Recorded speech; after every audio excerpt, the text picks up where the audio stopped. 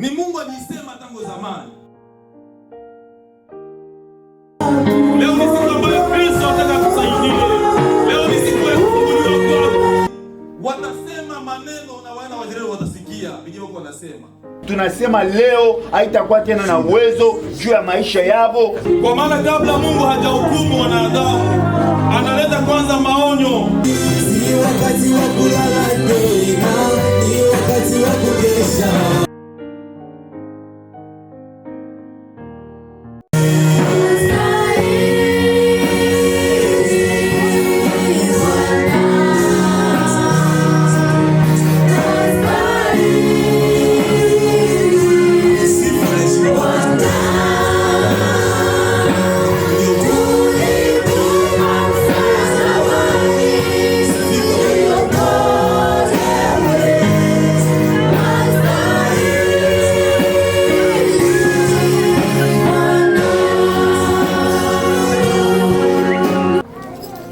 Tunamshukuru Mungu tena kuwa mahali hapa. Mungu wetu amekuwa mwema kwetu kila siku, kila iitwayo leo Mungu anaendelea kuonekana kwetu. Na kwa hivyo hatuna sababu za kukosa kumshukuru Mungu kwa yale ambayo anayafanya kila siku ya maisha yetu. Bwana Yesu asifiwe. Amen. Amen. Mwanzo sura yake ya 7 mstari wa 17 hadi 24.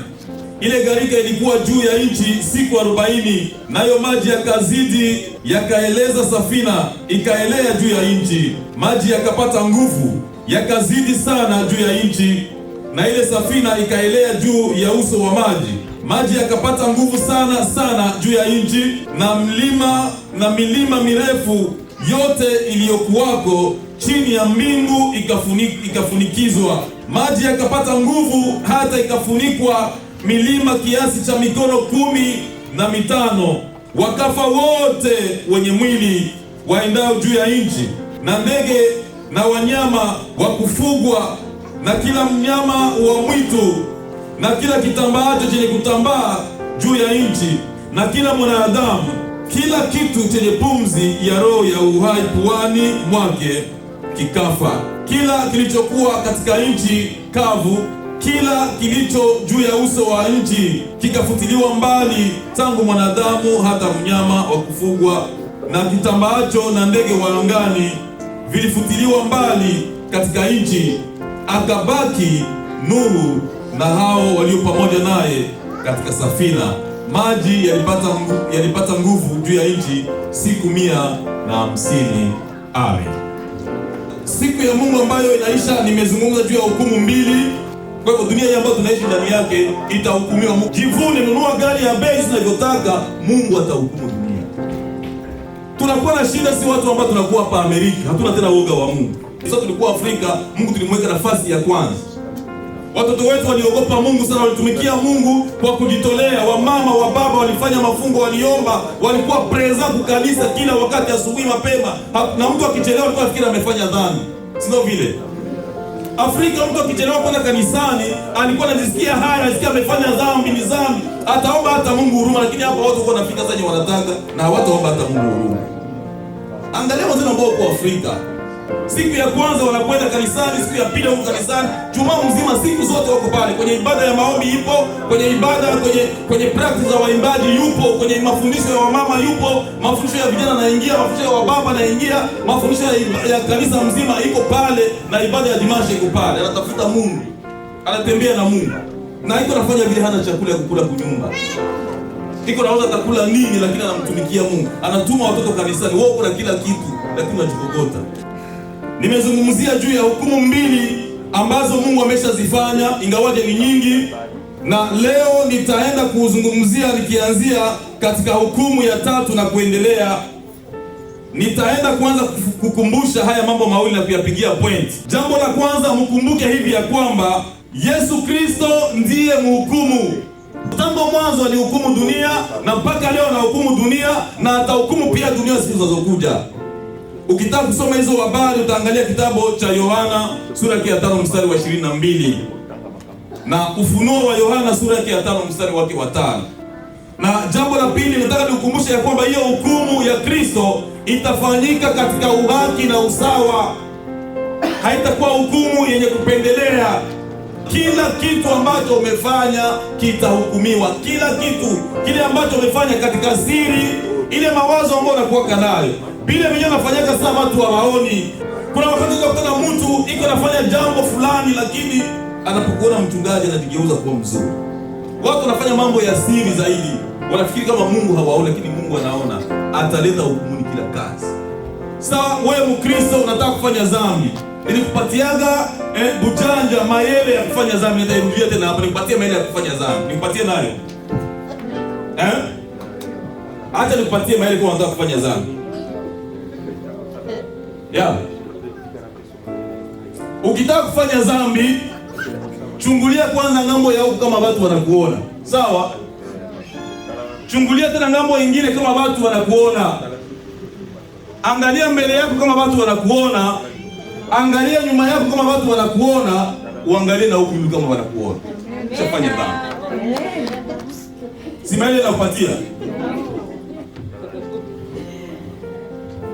Ukiwa mchungaji, nimesimama hapa, Mungu atanihukumu sawa sana mimi nimefanya. Kama nimetenda mema nitavikwa taji, kama sikutenda mema sitapata taji. Ndio maana wewe ambaye umemwamini Yesu Kristo, hiyo haki ambayo umepata si ya bure. Mungu atakulipa baada ya hiyo. Umebakia muaminifu katika neno la Mungu.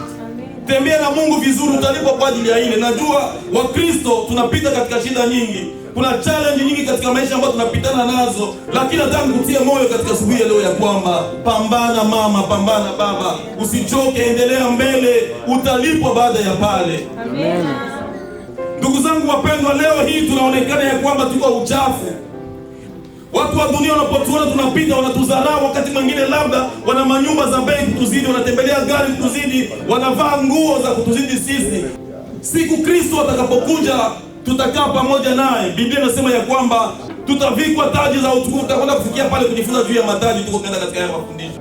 Tutaangalia ya tatu, hukumu ya tatu ni hukumu ya ulimwengu ambao ulikuweko kabla ya gharika. Watu walikuwa wanaoa, watu walikuwa wanakula, watu walikuwa wanaolewa, watu walikuwa wanafanya biashara, watu walijenga, watu walisafiri. Dunia ilikuwa kawaida kama hivi leo. Lakini hiyo dunia ilihukumiwa. Kadiri ya jinsi wanadamu waliendelea kuongezeka siku baada ya siku, hivyo ndivyo waliendelea kuwa na muasi Mungu, anamkataa Mungu. Ni kusema hii dhambi yenyewe ilituma Mungu anamhukumu Adamu katika shamba la Edeni. Iliendelea kuharibu maisha ya wanadamu, iliendelea kuharibu ushirika wa wanadamu pamoja na Mungu, kwa sababu ya ile dhambi ambayo ilikuwa imeanzishwa mbinguni na Shetani. Ilifika wakati ambapo malaika wa Mungu, wana wa Mungu, walikuja ulimwenguni wakazaa watoto. Fikiria hali ya umalaya kama hii, kuzini na kiumbe cha roho malaika na uzale na malaika. Watu walikuwa wakaidi ya ajabu, watu walimpinga Mungu, watu walikataa Mungu, hawakutaka kuwa na Mungu. Mungu kwa sababu ni Mungu mwenye haki, hawezi acha vile. Mungu ni mtakatifu. Hata kama malaika wameanguka, hata kama wanadamu wameanguka, Mungu yeye anabakia mtakatifu. Acha nikwambie hivi ndugu yangu leo hapa leo, hata kama dunia mzima wanaweza kuchafuka, hata kama malaika wote wanaweza kumwacha Mungu, Mungu yeye hawezi kuchafuka. Ndio pale unapofanya dhambi, wewe kama Mkristo usiwazie Mungu anachafua Mungu. Mungu hawezi kuchafuka. Mpumbavu anasema moyoni mwake Mungu hayupo. Sema kama Mungu haiko, acha kuamini Mungu, Mungu atabaki wa kuaminiwa. Kwa maana kama Mungu ni mtakatifu, haiko mtakatifu jua malaika wanakuwa wanamsema ni mtakatifu. Mungu si mtakatifu kwa sababu wale wenye uhai wane wanakuwa wanatupa taji zao mbele za Mungu. Mungu si mtakatifu kwa sababu wazee 24 wanakuwa wanamtumikia kila siku mchana na usiku. Hesabu ya malaika ni 10,000 mara 10,000 na 1000 mara 1000. Hata kama wale wote wakichafuka, hata kama wale wote wakiharibika, hata kama wale wote wakianguka, hata kama wale wote wakiacha kumtukuza Mungu na kumtumikia Mungu, Mungu atabaki wa kuaminiwa tu. Amen. Mungu ni mtakatifu kwa sababu yeye ni mtakatifu. Kabla viumbe vyote havijakuwepo, Mungu ni mtakatifu. Ndio maana usifikiri kwamba utamkomesha Mungu. Acha kuja kanisani, acha kuabudu Mungu, acha kushika neno la Mungu. Mungu yeye ni mwaminifu tu. Itafika siku ya hukumu atakuleta pale kwenye hukumu.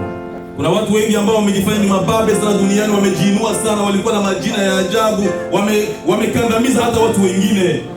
Leo hii wako wanasubiria hukumu.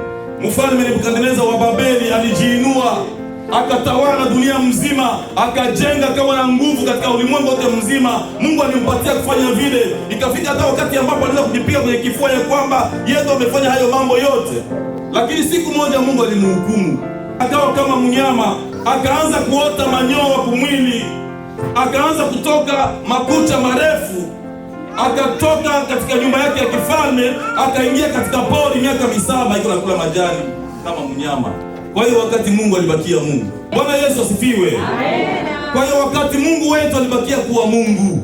Yeye ni mtakatifu milele aliyopita, ni mtakatifu milele aliyopo, na ni mtakatifu milele atakayokuja. Kwa hivyo ukikataa kuamini Mungu, mnajua mashetani watamwamini.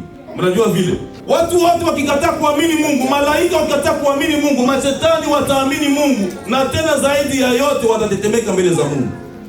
Hayo maneno tunayapata katika kitabu cha Yakobo 2:19. Mashetani wanaamini Mungu na wanatetemeka, lakini hawatakwenda mbinguni. Mungu atawatupa katika ziwa la moto. Maligre imani yao, Mungu atawachukua, atawalipa adhabu ya ziwa la moto kwa milele. Lakini wewe Mungu amekupenda, umeamini Yesu Kristo, Mungu akakubali, ukafanyika mwana wa Mungu, akakupa uzima wa milele na unakwenda mbinguni.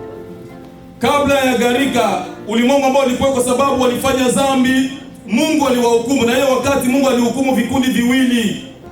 Alihukumu malaika, akahukumu na wanadamu pia. Tuangalie kitabu cha Yuda, tuangalie pale hukumu ya viumbe vya kiroho au hukumu ya malaika, verse yake ya 6. Kwa sababu Yuda ina sura moja tu. Biblia inasema hivi: na malaika wasiolinda enzi yao wenyewe, lakini wakaacha makao yao yaliyowahusu, amewaweka katika vifungo vya milele chini ya giza kwa hukumu ya siku ile kuu. Malaika ni viumbe vitakatifu ambavyo vinakaa mbele ya Mungu vikimtumikia Mungu. Ni viumbe vya kiroho ambavyo havina mwili, lakini vinaweza kuvaa mwili kama Mungu ametuma kwenda kuleta ujumbe, na sehemu yao ni katika mbingu. Hawa ndio wanazunguka kiti cha utukufu wa Mungu, wanaona utukufu wa Mungu mchana na usiku, wanamtumikia Mungu na kumtukuza. Lakini Biblia inasema ya kwamba kuna baadhi ya malaika ambao hawakulinda enzi yao, ni kusema hawakubakia nafasi kwenye wangepasha kuwa. Waliacha nafasi yao mbinguni, walikuja ulimwenguni. Walipokuja ulimwenguni, bakaona watoto wanamke wazuri wazuri, malaika walikwenda kulala na wale watoto wanawake. Hao malaika Mungu aliwakamata. Biblia inasema ya kwamba hakuacha, kuonyesha kwamba Mungu hata toleree dhambi, Mungu hata ruhusu, hata achilia dhambi, hata hukumu dhambi. Mungu aliwakamata hawa malaika, aliwafunga wapi? Kwenye vifungo vya giza. Hivi leo viko kwenye vifungo vya giza. Wanangoja nini? Wanangoja hukumu ya mwisho. Walitoka nafasi yao wakaenda tembea nafasi ambayo si yao. Wakristo wengi wanajaribiwa kwa sababu hawako nafasi yao.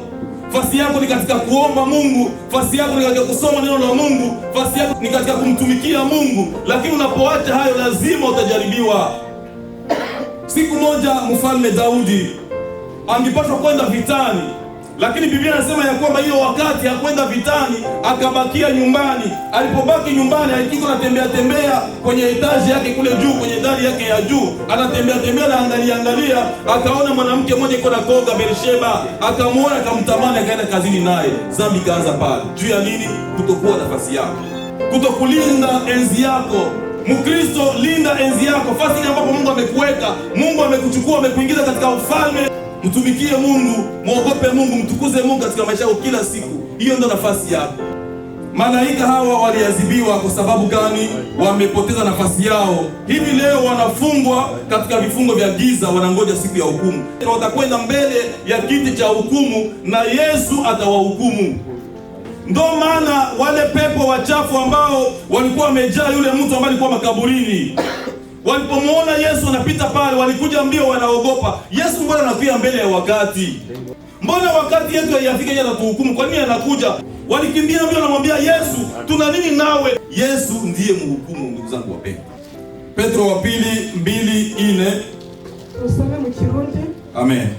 Petro wa kabiri, umurongo wa 4 haravuga ngo kuko Imana itagiriye ikigongwe abamarayika kuko imana itagiye ikigongwe, kwa sababu Mungu hakuwahurumia. Mungu hakufanyizia huruma, hakubasikilia huruma. Bakoze ibyaha ariko ibakororera ikuzimu, ikabashyira mu cyobo mumwiza ngo barindiriwe gucirwaho iteka. Hakuachilia malaika waliokosa, bali aliwatupa shimoni, akawatia katika vifungo vya giza malindi hata ije. Amen. Mungu akubariki sana. Aseme kwa maana Mungu hakuachilia malaika waliokosa, hakuachilia. Aliwaangusha chini katika shimo, wanafungwa kule katika giza, wanangoja siku ya hukumu. Tunaona ya kwamba hukumu ya kwanza ambayo ilifanyika katika ulimwengu ambao ulikuwa mbele ya gharika ni kuwahukumu hawa malaika. Hawa malaika ambao wamefungwa ni tofauti na wale malaika wengine ambao walianguka wakati ambapo Mungu alimtupa shetani. Wale malaika ambao walianguka pamoja na shetani, hawa hawafungwi, ndo wanaitwa leo mapepo wachafu, ndo mashetani, ndo majini. Mashetani, majini, mapepo wachafu ni wale malaika ambao walianguka na shetani, walifukuzwa. Wale wako huru, wanasumbua watu leo, wanaingia ndani ya watu. Kama hauko Mkristo anakuja kwako, kama anaangalia ndani yako hamuna Yesu, ataingia mule, atakutawala, atakuharibu. Lakini anapomwona Yesu mule hawezi kuingia.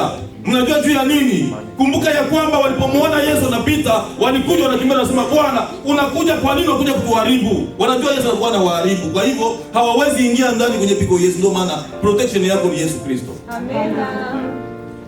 Protection ya Mkristo ni Yesu Kristo. Mtu Mkristo ambaye yuko na Yesu, mapepo hawezi ingia ndani yake, haiwezekani. Amen. Haiwezekani. Tuko na evidence katika Biblia, haiwezekani. Unapoona mtu anakamata mapepo ni mpagani, hana Yesu Kristo. Ndio maana kila siku linda enzi yako. Kuwa Mkristo wa ndugu inatusaidia vya mingi sana. Kuamini neno la Kristo ni jambo likubwa sana katika maisha yetu, tunatupatia protection ya ajabu. Mapepo hayawezi kutuchezea. Si kila nguvu ya giza mnaweza kutuchezea kama jinsi tunavyotaka, hapana.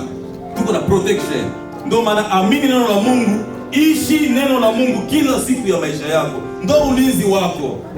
Na unapokataa neno la Mungu, maana unajiexpose katika mikono ya shetani. Hukumu ya pili kwa huyo wakati ni hukumu ya viumbe wote waliokuwa ulimwenguni. Na Biblia imetuambia ya kwamba palikuja gharika, Mungu aliachilia maji, haya maji yakaharibu wanadamu wote, yakaharibu kila kitambaacho chini ya mbingu, kila ndege wa angani, kusema dunia mzima. Ile wakati iliharibika, Mungu aliponya tu Nuhu pamoja na familia yake, kwa sababu Mungu ni mwenye haki na hawezi kuhukumu kwa upendeleo. Hii wakati wa Nuhu, Mungu alivumilia watu ambao walikuwa ile wakati, aliwapatia muda wa kutubu. Miaka 120 Nuhu iko na jenga safina. Yesu Kristo Bwana wetu alikuwepo kule ile wakati kwa wahubiri wale watu. Amen. Amen. Kusudi Yesu akuje kwa hukumu, alianza kwanza kuwashauria, alianza kwanza kuwafundisha, alianza kwanza kuwavumilia. Miaka 120 Nuhu iko na jenga safina na Yesu iko na wahubiri wale watu.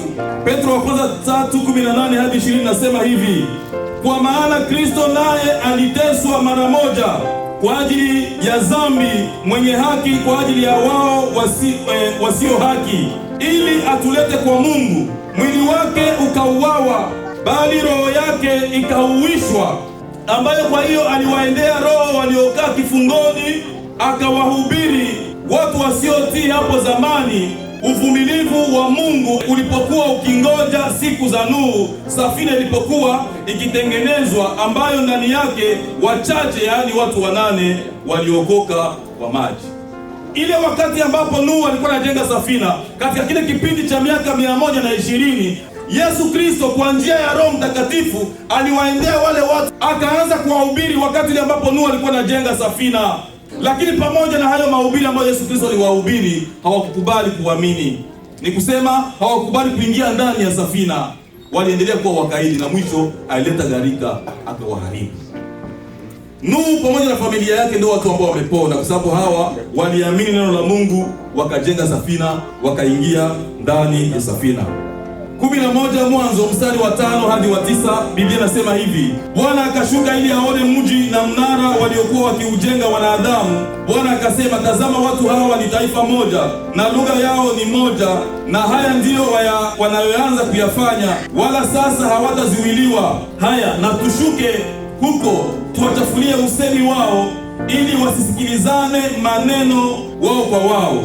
Basi Bwana akawatawanya kutoka huko waende usoni pa nchi yote, wakaacha kujenga ule mji. Kwa sababu hiyo jina lake likaitwa Babeli, maana hapo ndipo Bwana alipowachafulia lugha ya dunia yote. Na kutoka huko Bwana akawatawanya waende usoni pa nchi yote. Hii ni hukumu ya 4 ambayo Mungu alihukumu, inaitwa hukumu ya mnara wa Babeli. Baada ya Nuhu na watoto wake kutoka katika safina, Mungu aliwabariki akawaambia, zaeni mkaijaze nchi. Walianza kuzaana, wakazaana.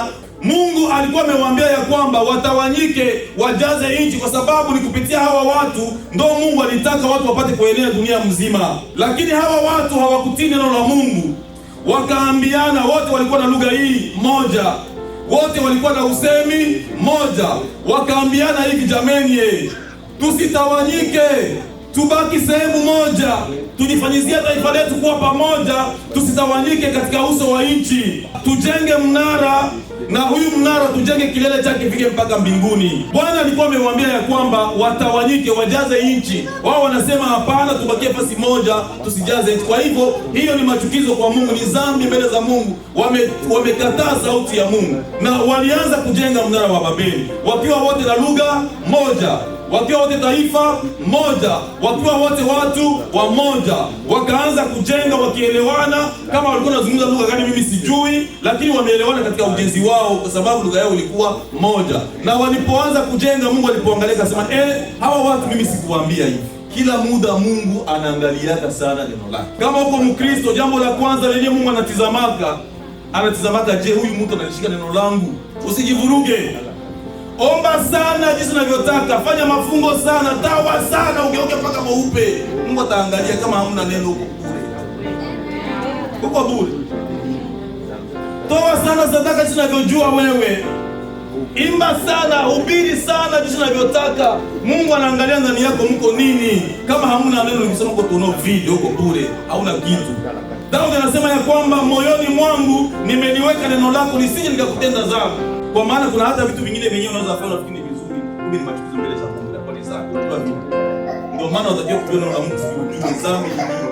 Mungu alishuka, na malengo ya Mungu kushuka, alikuja kuwaharibu, nikisema kuja kuwasambaza wale watu. Na aliwasambaza kwa njia gani? Kwa njia ya kupatia kila mtu lugha yake yenyewe hawataelewana. Amen. Hii ndio ilikuwa pinisio ya Mungu kwa hiyo wakati. Ndio ilikuwa judgment ya Mungu, ndio ilikuwa adhabu ya Mungu. Aliwapiga fimbo, si fimbo ya kuwaua, lakini disperse kwa njia ya kuwatawanyisha katika malugha mbalimbali. Hawaelewani tena. Huyu mwanaambia mwenzake, nipatie sima. Anaenda namletea maji. Hapana, sikwambia, nimekwambia sima. Anaenda namletea sijui kama ni majiwe natia paa. Mwisho wanaanza kushwana. Kila mtu anaanza kivyake, tena wanaacha kufanya vile. Hii ilikuwa ni hukumu ya Mungu.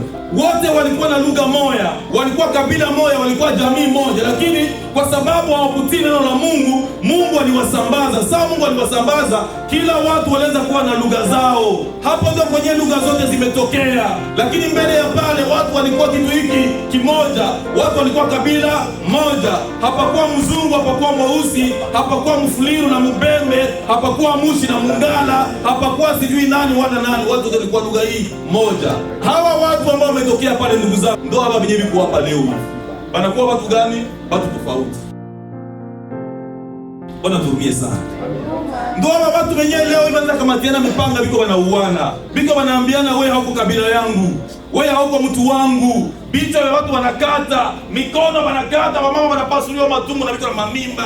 Ni watu wa mtu huyu. Mbele walikuwa wote na lugha moja, lakini Mungu akawatawanyisha, akawapatia lugha mbalimbali. Haijamaanisha kama kutoka fasi moja, wote mpaka leo ni kitu kimoja. Ndio maana Yesu Kristo alipokuja, misio ya Yesu Kristo ni kuja tena kukusanyisha wale mataifa yote ambayo wametawanyika tangu kule mlima wa Babeli, kuwatia tena kuwa kitu hiki. Bwana asifiwe sana. Hili ndilo kanisa la Yesu Kristo. Watu wote wamekuwa moja. Hakuna Myahudi, hakuna Myunani, sote ni Wakristo, tuko wana wa Mungu. Hakuna question ya ubaguzi kanisa. Hii navisemaka sana.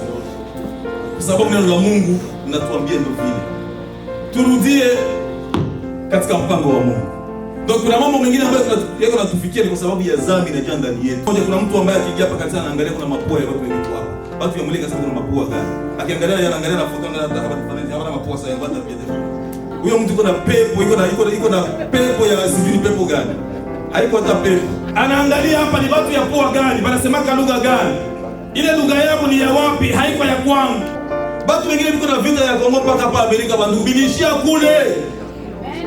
Bilishia kule vile. Huyu ni hivi, huyu sijui haiko kabila yangu, hapa ndo wa fulani. Watu wengine sio wamechafuka.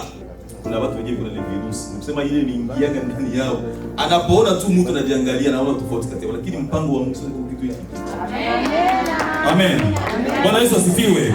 Ndio maana tunashukuru kazi Yesu Kristo pale msalaba ambaye ametukutanisha sote. Maana ile mikono ya Yesu hivi ni mataifa yote. Amen. Wa huku na wa huku, wa juu na chini, sote tumekuwa pale kwa msalaba tunakuwa kimoja. Bwana asifiwe sana. Amen. Hukumu ya 5, hii sitaisema sana kwa sababu nimesema kila wakati, ni hukumu ya Wamisri. Mungu alihukumu nchi ya Misri ule wakati ule ambapo anataka kuwatoa wana wa Israeli katika kitabu cha Kutoka sura ya 7. Inakamata tangu sura ya 7 mpaka sura ya 12. Sitavisema hiyo kwa sababu tunasema kila wakati. Nadhani kanisa mnakuwa walimu wa haya mambo. Tuangalie Petro wa pili sura yake ya 6 mstari wake wa 9. Mji wa Sodoma na Gomora, ukianza kufuata historia, ulikuwa ni mji mzuri. Maana ni mji ambao Lutu alipotazama aliupenda sana, aliufurahia sana, na akaamua kutengana na Ibrahimu, akaenda ngambo za huko za Sodoma na Gomora. Lakini ndani yake palikuwa pamejaa uchafuko na ufisadi mwingi sana kutoka kumjua Mungu. Palikuwa watu wabaya sana kule wa aina yote. Wakati ambapo malaika wa Mungu walienda kumtembelea Lutu kwenda kumponya, watu wa mji ule wa Sodoma walipata habari ya kwamba katika nyumba ya Lutu pameingia wageni. Na hawa kwa sababu walikuwa ni watu wafisadi, walienda kwa Lutu kumwambia, tunataka utupatie wale wageni ambao wameingia hapa kwako. Kwa sababu Lutu alikuwa mwenye haki, hakukubali kushirikiana nao. Lutu alitoa binti zake akawapatia wale watu mzini nao. Mwaje kuzina hao malaika ambao fikiria wewe kwa sasa. Hawana uoga wa Mungu. Mungu aliadhibu watu wa Sodoma na Gomora. Roho zao mpaka hivi leo Mungu anaziweka, zinangoja nini? Zinangoja hukumu ya mwisho. Watakapoenda kwenye hukumu, watahukumiwa adhabu kwa sababu wamefanya dhambi, watatupwa katika ziwa la moto la milele, wataangamia kule milele kwa sababu ya dhambi zao. Mungu hakubalianaki na watu wafisadi. Mungu hakubalianaki na watu watenda dhambi. Biblia inasema katika kitabu cha Yohana sura ya 3 mstari wa 18, amwaminie mwana hahukumiwi, asiyeamini amekwisha kuhukumiwa kwa sababu hakuliamini jina la mwana pekee. Na hii ndiyo hukumu ya kwamba nuru imekuja ulimwenguni, lakini watu walipenda giza kuliko nuru kwa sababu matendo yao. Mungu hataki hata mtu mmoja apotee, lakini anataka wote wafikie toba. Inawezekana katika maisha yako kuna jambo fulani ambalo umelifanyia kwa maisha iliharibu sehemu kubwa ya maisha yako, likaondoa kiu ya Mungu ndani yako, likaintroduce maisha yako katika hali ya upotovu, kuishi katika dhambi na mambo mengine. Tunajua kwamba Mungu ni mwenye huruma. Ni dhambi fulani ambayo umeingia kama unasikia ishara kama vile kashe ndani yako, kila wakati inakwenda kusumbua, lakini ungehitaji msaada wa maombi wa watumishi wa Mungu. Hilo nalo pia linafanyika. Unaweza kuja hapa mbele tukusaidie leo, kwa sababu haujui. Biblia inasema ya kwamba tumewekewa kufa mara moja na baada ya kufa ni hukumu. Kuja mwambie Mungu leo inakuja, nakumbuka ile wakati nimefanyaka jambo na hiki kitu kimeniuzi sana, kimeingia, kimeniharibu mpaka kimetoa hata hamu ya Mungu ndani yangu. Mbele nilikuwa naomba Mungu na sikio sawa katika maombi, lakini hivi leo haviwezekani. Nikusema hiyo dhambi imeharibu maisha yako, au umeshindwa kuiacha mpaka leo unaendea siku baada ya siku. Hii ni wakati ni ya kwako, ambayo Mungu anaweza kukusamehe leo na akakupatia tena nguvu ya kuishi maisha ya utakatifu. Kwa maana kabla Mungu hajahukumu wanadamu, analeta kwanza maonyo. Siku hii ni siku ambayo unaweza kupatanishwa na Mungu. Oh, kweli njoo kwa Yesu Mwokozi, naye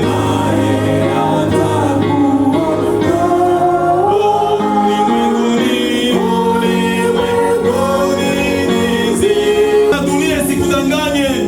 Dunia hii itapita pamoja na mambo yake. Biblia inasema